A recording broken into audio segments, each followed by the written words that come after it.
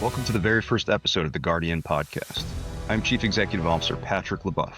Today we explore real-world experiences and strategies that strengthen emergency management, homeland security, public safety, and community resilience. In today's inaugural episode, we are honored to be joined by Marjorie Erickson, a Columbine survivor.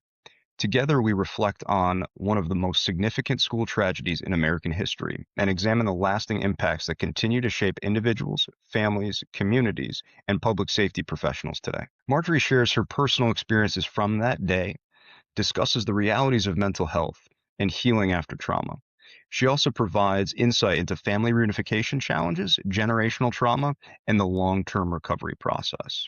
We also explore how incidents like Columbine transformed active shooter response, school safety planning, emergency management practices, and tactical law enforcement operations across the United States. Whether you're a first responder, educator, healthcare professional, security leader, elected official, or community member, this episode offers important lessons that continue to influence how we prepare for, respond to, and recover from crisis. Thank you for joining the first episode of the Guardian podcast.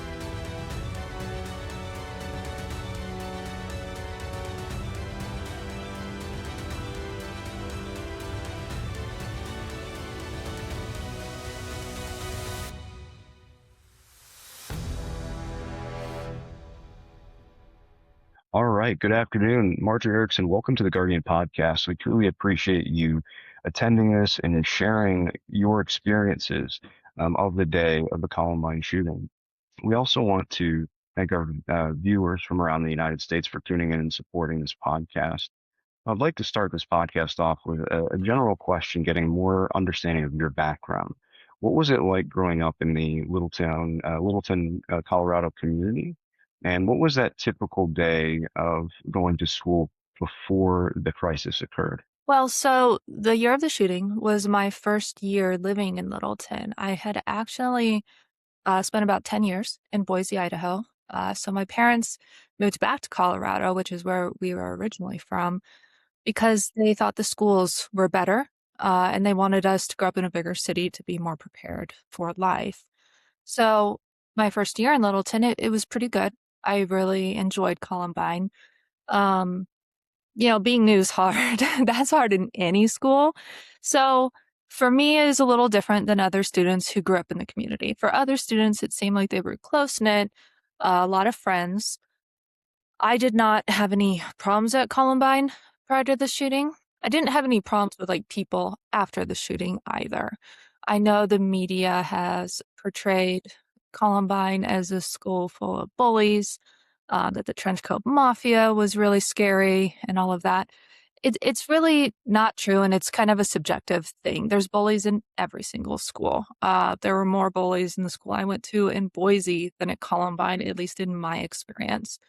Trench coat mafia was not a scary group. They were just a group of kids that kind of wore trench coats and hung out to themselves, but they didn't cause any trouble. In the typical day going to Columbine High School, you had various sports activities and other day-to-day sessions that was fairly normal to other schools. Did you do anything of interest to you on those typical days?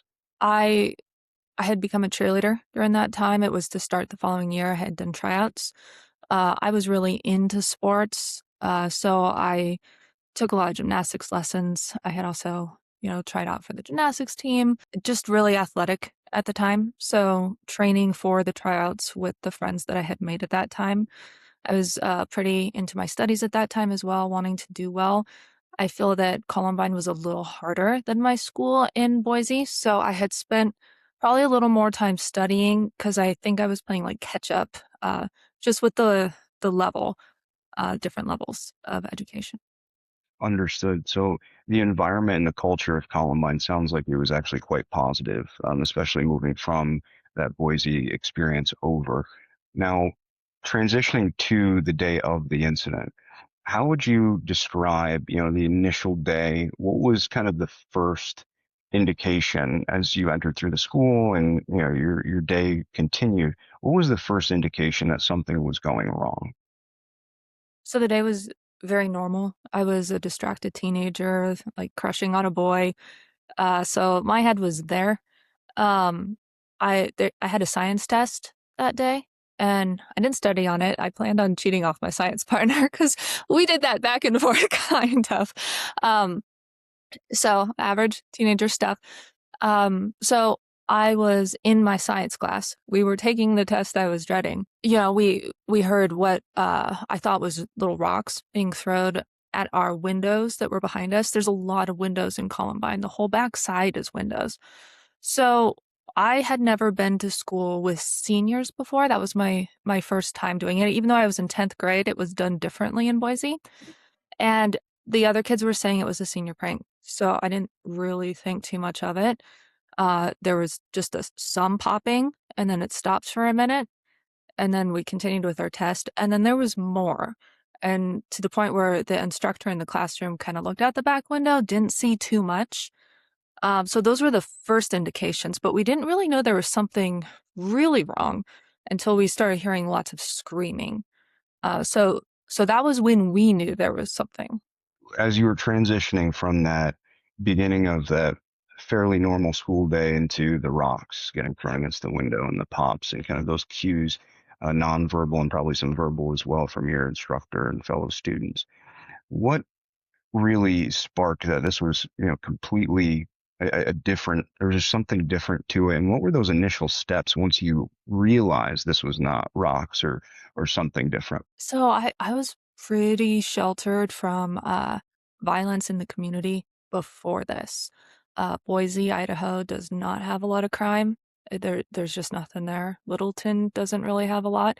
We had stuff in my household, but there was nothing, that I knew to be scared of. What happened was our teacher had left the classroom to go investigate the screams. Mm. And it is hard to time is a little weird in my memories.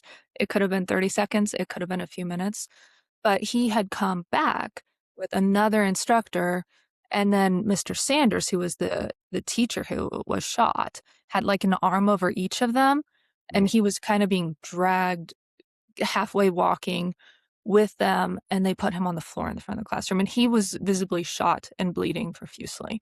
So that is when in my mind it clicked that this is an emergency.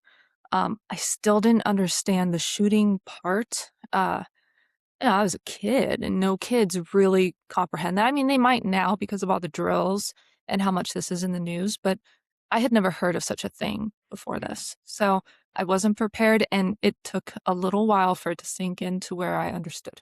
Understood. No, that timeline that you shared too, it's so important. So when you're going from that transition period of the typical day to something's wrong to now identifying that there's clearly a crisis occurring, Mhm. what were your initial survival instincts, or what did the instructors or the fellow students start sharing to kind of combat what's going on? I didn't have instincts of that. I froze, uh, and so did everyone else. So our teacher left us. He ran back out. I don't remember exactly when, but he left. Another teacher who was, I believe, a teacher of seniors had come in, and so did um, another senior, and they took over and told us what to do. They had thought we should hide. So they told us all originally to flip desks. Mm. We had the long science desks, and we flipped them towards the door so we could hide behind the desks. Each desk sat several students, so they were pretty good cover.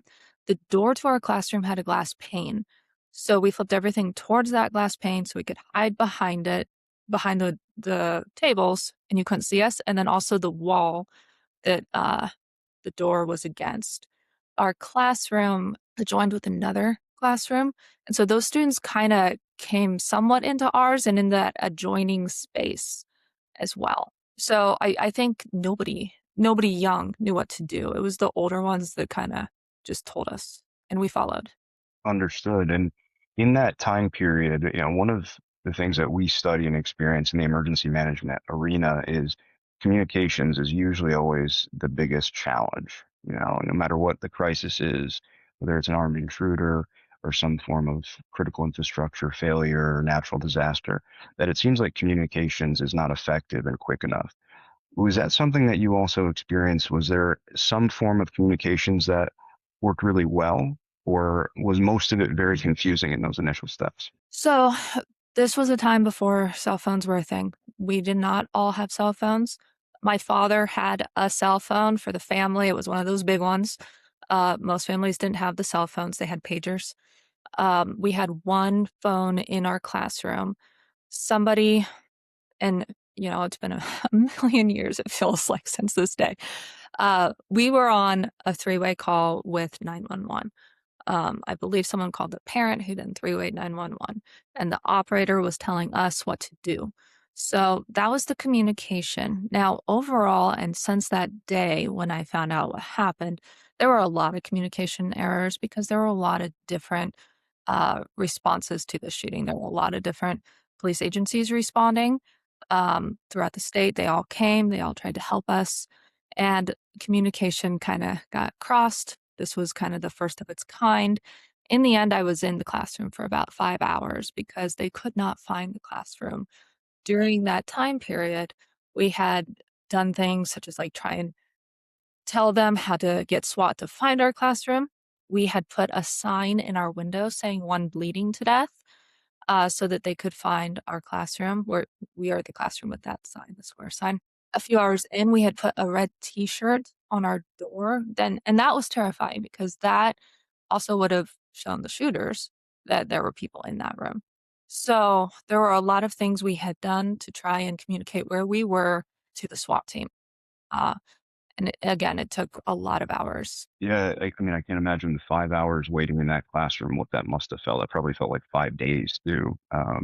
Hey, and on that point, what made you have that calm and collectedness? I know you mentioned that you kind of froze, but there must have been something that really kept, you know, some energy inside that said, calm, collective. I have to get through this. What was that passion, or how would you describe that? Yeah, honestly, I cried the whole time. I wasn't that calm. I was terrified. A lot of the kids were terrified. A lot of people were crying. Um, they did it. They did it wrong, and they didn't know they did it wrong. Nobody did it wrong on purpose. Mm, But what had happened was we had turned on the TVs in that room on mute, and so we were watching what was happening while in the school. So we saw Patrick Ireland being pulled out the library window, obviously incredibly injured. Library was right next to us. We had heard, big things happening in there, not the little things, but obviously like the gunshots, the screams, things like that. The science lab next to us had a pipe bomb in it. It caught on fire. There was a lot happening. We did not realize how many people were dead until that TV went on. Then we saw the bodies.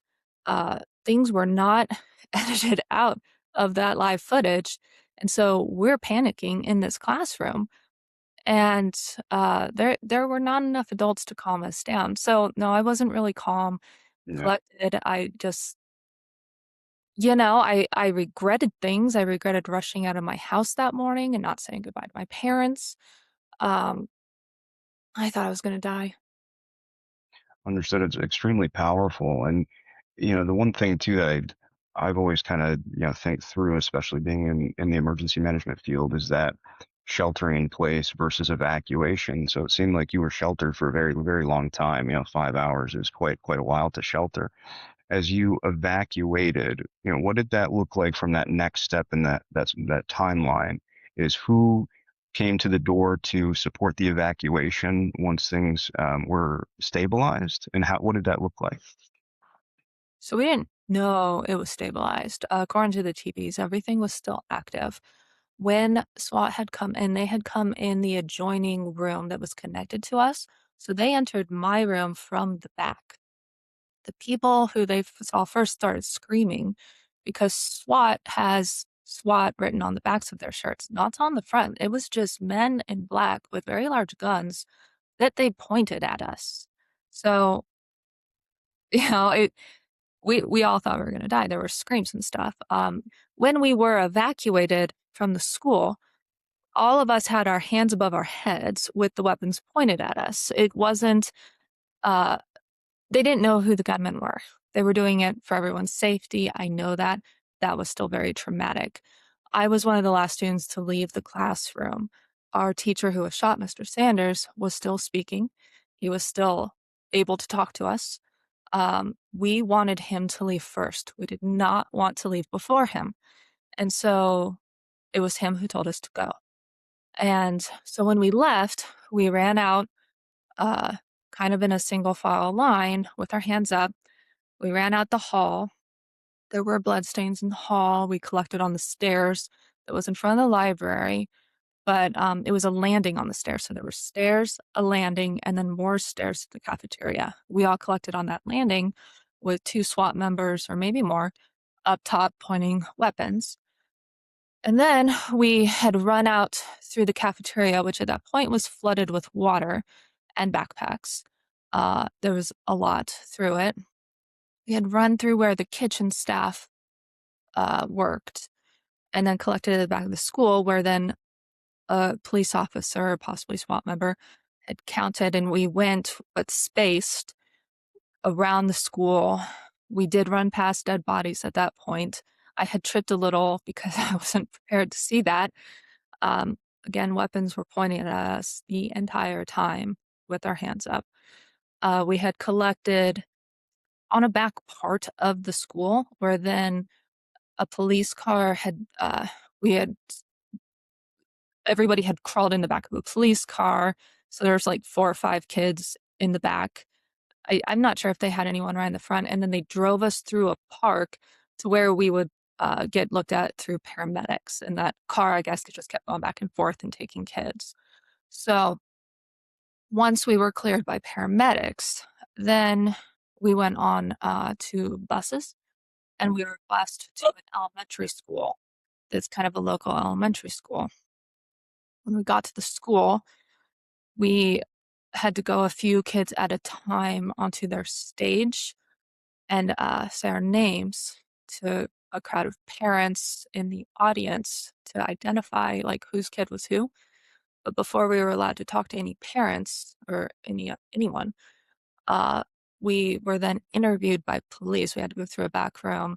I think I did like 3 interviews before they released me out of the school, just to anyone, where we were then swarmed by reporters, nobody to guard us, just reporters sticking cameras in our faces and microphones. And we were all minors, just extremely traumatized. And then my aunt found me and brought me home. Wow. And that's a question to really focused on, the reunification process of the family emergency management section, which we still struggle to this day. So I'm really glad you were able to share that with us, because it seems like from that initial escort by police through the medical station, then to this nearby school, where you're getting interviewed by multiple police officers on stage, basically sharing your name, and then right off the bat into the media. I mean, it seems like such a wrong direction that it could have gone, and probably really pushed a lot more of that trauma, which,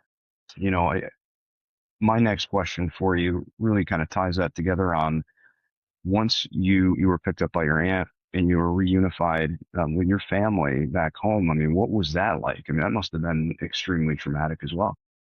It was. It was terrible. So another part of this was I have 2 younger siblings.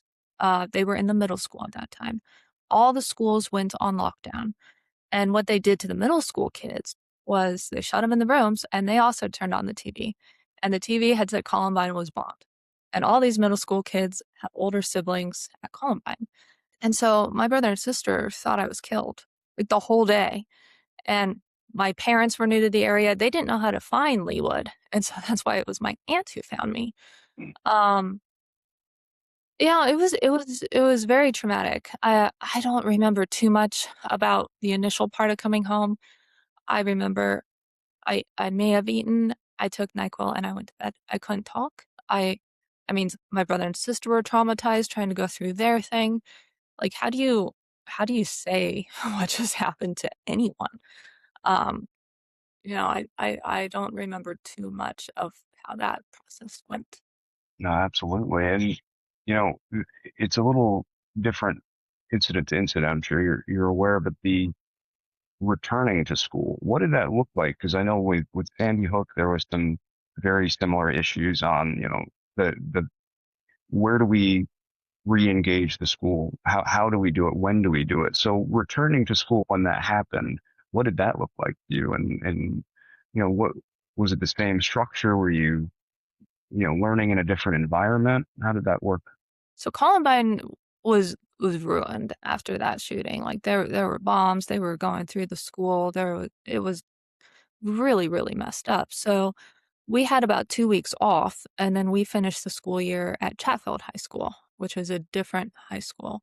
Nobody went back to Columbine until the following year. Um, I uh, I did not do that well going back. My father made me go because he had already bought my cheerleading uniforms, which was a lot of money. Um, but one thing with going back to school, you have all these fears, all these traumas, and honestly, you just don't care anymore. I didn't. I didn't try anymore, but the teachers passed us. I don't know that I learned much more beyond 10th grade, and I did drop out of high school. So what people don't talk about is how much your home life falls apart with this, because the trauma did not just happen to me. The trauma happened to my parents, and it happened to my siblings. My father was a Vietnam veteran who was shot in the neck during Vietnam, had significant trauma, PTSD, was 100, I think 150% disabled by the VA, 130. He is now dead, but it traumatized him so badly. He had a heart attack, several heart attacks, went to the VA hospital, lived at the VA hospital for a long time. They thought he was going to die and put him on a morphine drip and gave him back to us, a drug addict. So then he became a meth addict. Family abuse, a lot of trauma.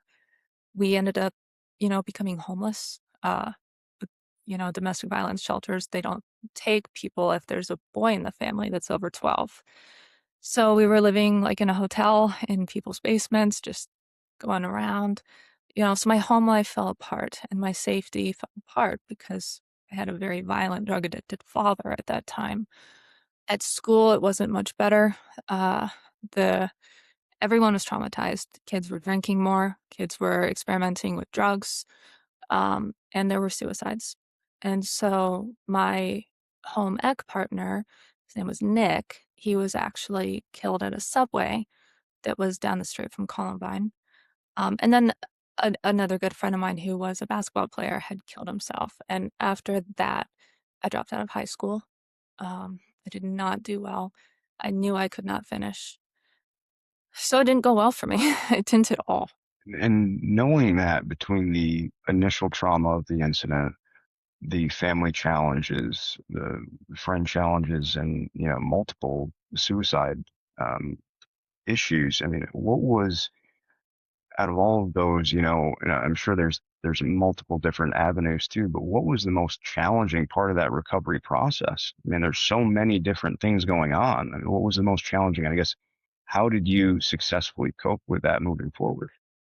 I didn't for years. If you don't have a safe spot to go, a safe place, a safe home, school is not safe, and you don't have stability, you don't do well as you're growing up and in your teenage years. You just don't. Uh, I had tried to go to a state college where, again, I failed out. I couldn't do it. I had a drinking issue, just escaping. I married young in another violent marriage. Yeah, I didn't do well for a lot of years until, I got some therapy. I got on some medication. I have a wonderful mother, and she really helped me. If I didn't have her, I'd be lost. I never probably would have found my way back. But it was her, and she just worked with me and kept doing it. And probably at around like 25, 26 is when I was able to kind of have a life again and try again and succeed at that point. Understood. Now, you mentioned the support of your mother, and that was, one of the most positive aspects of the support mechanisms you had. What specific standout did she, support with? What were her avenues or strategies to help you heal during that process? So I'm very lucky in the fact that my mother is a therapist and trained in EMDR and trauma. So She understands the need to process trauma, to the different ways to process trauma. So she had me writing about it. She had me talking about it. Also doing EMDR, which I strongly support for anybody going through trauma. Those things helped. But honestly, what has helped me the most in my life is medication. I know that there's a strong push against medication right now, antidepressants and anxiety, but I disagree with that. Absolutely. It changed my life. I have been on them now for almost 20 years and will be on them the rest of my life. And it's the only thing that keeps me solid. Well, that's good to hear, especially, the support mechanism of your mom and having that therapy background and the support of the medications and the modern healthcare practices, I think is extremely critical, to your point. The last question revolving around mental health that I have is, over time, have your strategies changed on, the mental health journey, or, strategies or solutions? Have they changed since, the first couple of years? Well, yeah, I mean, I've grown up. I'm middle-aged now. I'm not, and you learn so much as you get older, and as you work through your own traumas to even where you can help others work through theirs, which is why I do these presentations and speeches and stuff so that people can learn from what went so wrong with me so that it doesn't go so wrong with other kids. You know, my strategy is you really have to work through the trauma. The main thing of my generation is everyone has said, get back in a routine. Kids are resilient. They just need their routine again. And that's good if the routine is solid, if you have a solid family at home, if you have stability at home, but a lot of people don't. Um, and so the routine isn't good and you can't get back into it. And everything has changed. There is no going back to normal. You have to accept a new normal. You have to accept you have mental health issues that you now need to process. And the whole family has their own sets because everybody viewed this from a different viewpoint. And everybody experienced this trauma in a different way. It wasn't just one person. So you have to work through it together and create new dynamics. You have to talk about it. And I think that if there is shame around admitting depression, admitting suicidal thoughts, anxiety, things like that, you will not help anyone if you create an environment that shames someone. You have to create an environment where someone can come to you, someone can talk to you about suicidal ideation, even homicidal ideation. That happens, and it can be addressed in a healthy way that doesn't destroy a life. I think that creating safe zones to talk about it is so important now because that wasn't really done back when I was a kid. It was all kind of newer and just tough it out, go to church more, things like that. It it was a weaker person who needed these drugs, and that's just not true. Mhm. It's a great point you bring up. And on that note too, especially going through the Columbine situation, that incident, where there was really not a ton of training, for teachers, for students. There wasn't a lot of that exposure that this is happening, countrywide like we see today. How do you navigate that as a parent? Or what message would you have for parents, that, children have experienced very similar situation? So for children who've actually gone through a school shooting, it's a tough environment and every kid is going to deal with trauma in a different way. I think that a pediatrician needs to probably be consulted a mental health professional. You can't have too many professionals involved in helping treat the child. You do need to have some though. Mhm. Like a parent doesn't know how to deal with it on their own. Even I'm not a parent, but I am an aunt to a little girl that I love, like I'm her mom. And if she had gone through a shooting, I would not think I am prepared to handle her trauma by myself. We would pull in counselors. She has a counselor now. She has had a counselor since third grade because it's important to talk about mental health. And mental health is the most important thing to address with these kids. And if they don't think they can go back to school, you cannot force them. And if you force them, you just enhance the trauma. There are now online learning options. You can take a year off. You can move to a new school, a new community. There are other things you can do, even though they are difficult. I think reaching out for help. There are a lot of survivors that are now grown that can give advice. And so plenty of us are available for that advice. That's excellent advice, and definitely insight for, parents and guardians and, other family support mechanisms. I think that's incredible. Now, you mentioned that you looked in and you got background in the criminal justice system. You've had experience in that law enforcement arena.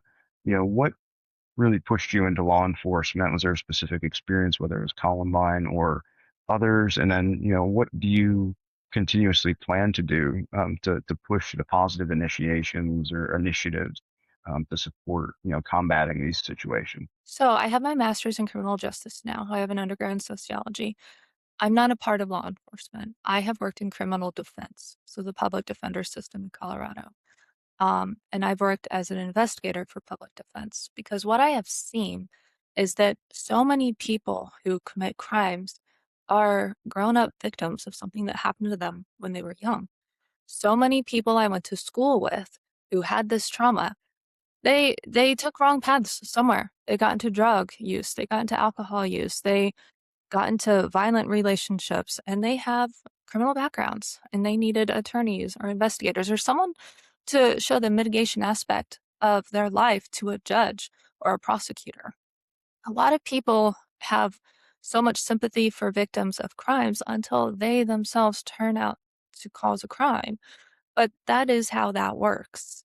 That is what got me into criminal defense because I strongly believe that most offenders are grown up victims. That's an excellent point. And seeing your journey with academia and your experience, I think really illustrates the importance of that and what strategies we can use.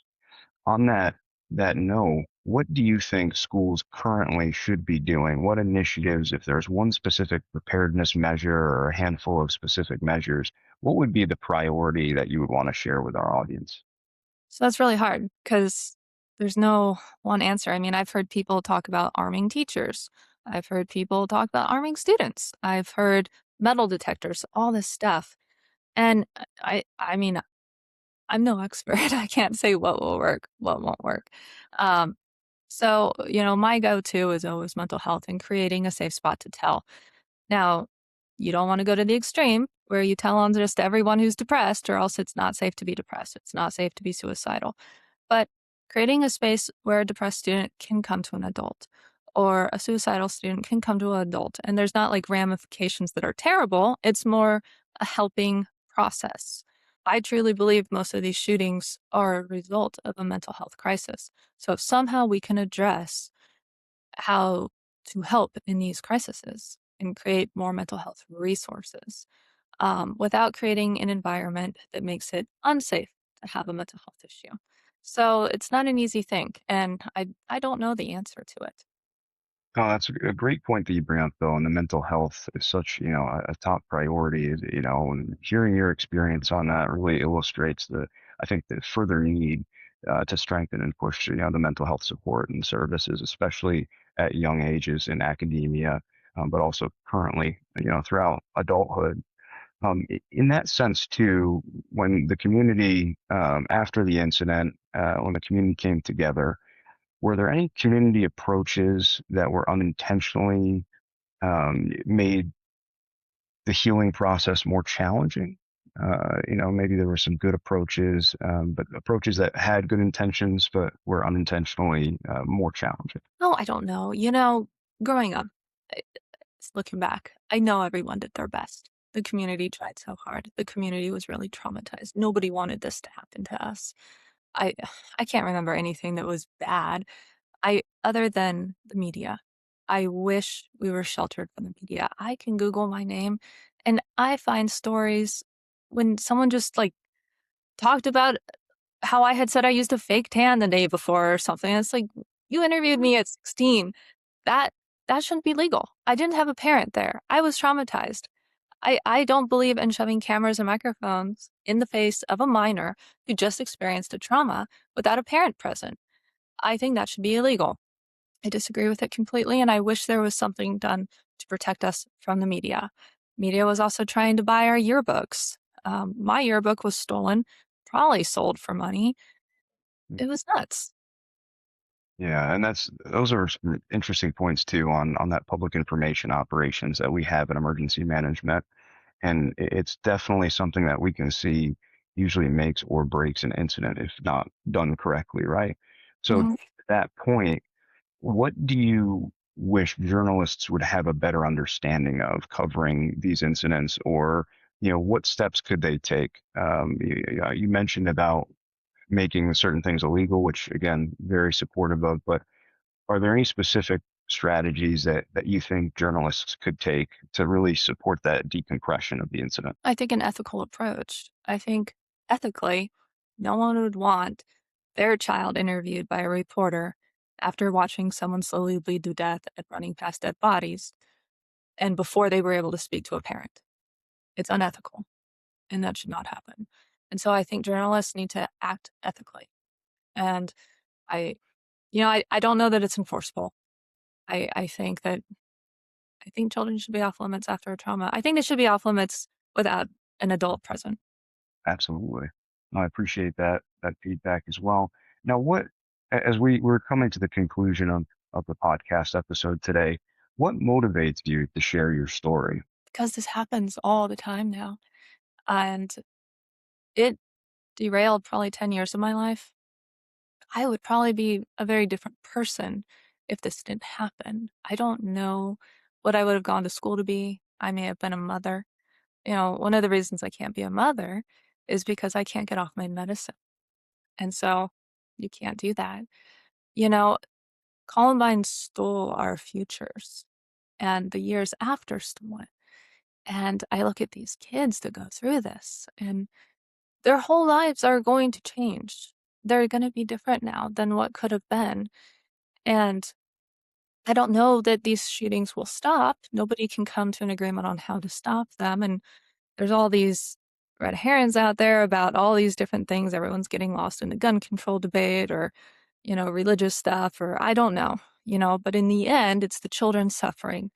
And so, I have over 20 years behind me after this trauma. And if people look at what happened to my life, they don't want that to happen to these kids' lives. And so look at what happened with this approach and try and make sure that this doesn't happen again.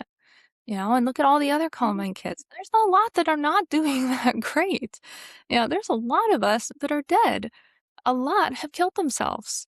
A lot have drunk themselves to death. A lot are drug addicts. There's some in prisons. Some did good, but there was a big school that day. Not everybody saw bad stuff. Some people had good homes to go to, but a lot of us didn't. And so I really don't want to see these kids become what I did, because a lot of people can't come back like I did and actually have a life. So it's to help the kids. And that's an excellent message you share. And I think the final question to conclude the podcast today is what gives you hope for the future? People love their kids. They love them a lot. Republicans love them. Democrats love them. All religions love them. And it really has to be about them, not about the fight over laws, over guns, over mental health. It has to be about the children and about the children's futures. And so we just have to figure it out. And if we can't figure out how to stop it, then we certainly have to figure out how to deal with the aftermath so that they don't become what became of us. Absolutely, and it's well said. And the next generations are key. And that is what we care about the most, right? That being said, is there anything you would like to share about to our viewers, just about any upcoming initiatives, anything that you're excited about, or anything that you, your family, anybody is currently doing to support this process? I don't really have anything I'm working on. I've worked with several rural hospitals on, their disaster response, things like that. Not really. I'm just trying to get through my life. I'm an aunt. I have a little niece who just started middle school. I'm loving watching her grow up. I have 4 dogs and a cat. I'm overwhelmed with cuteness at home, but also a lot of troublemaking. And that's it, you know? Well, and those are really big impacts too. I mean, you speaking on these podcasts, the news outlets, and sharing your story, sharing, the difficult aspects of it, the strengths of it. I think that is huge alone, and being close with your family is so critical and so important, as you've mentioned several times in this. I think it's a great highlight. But again, we want to thank you so much for taking the time out of your day today, sharing with our viewers your story and then what we can do in the arena of public safety and emergency management, what everybody can do on a day-to-day basis. I mean, there's a ton of things that you've mentioned, from being close with family, from supporting and working with the healthcare systems, and mental health. You bring a lot of that vision to our podcast. So I want to thank you so much for your time, Of and we course. look forward to having you back sometime too. I look forward to it too. Thank you for having me. Thank you, Marjorie. Take care. You as well.